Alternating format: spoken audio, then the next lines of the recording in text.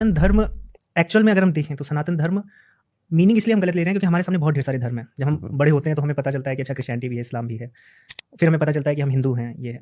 तो हम कंपैरिजन फिर इनसे करते हैं, मजहबों से करते हैं या फिर धर्मों से करते हैं जिनको हम धर्म बोल भी दे रहे हैं, लेकिन एक्चुअल में वो धर्म नहीं है। और हमारा जो कॉन्सेप्ट रहा है ऋषि मुनि, आपने कभी किसी ऋषि मुनि को किसी मूर्ति के सामने बैठ के पूजा करते नहीं देखा होगा। हमेशा वो एकांत में पहाड़ों पे, तो वो क्या था कि अपने अंतर मन को ही जानना एक धर्म था। धर्म का अर्थ पहले समझ लीजिए, क्योंकि जो एंशिएंट जितने भी टेक्स्ट हैं वहाँ पे धर्म का अर्थ ये नहीं था रिचुअलिस्टिक पार्ट। धर्म का अर्थ था कि गुण लक्षण।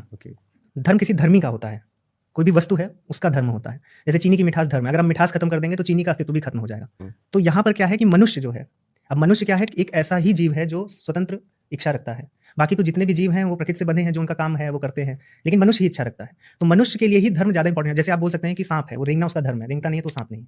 लेकिन मनुष्य का क्या धर्म बनाया जाए? मनुष्य तो कुछ भी कर सकता है, उसको रिंगा दीजिए, रिंग जाएगा। आप जो बोलेंगे करेगा। तो मनुष्य का धर्म, ये बहुत बड़ी चीज आ गई। फिर उसको जब स्ट्रक्चर देने का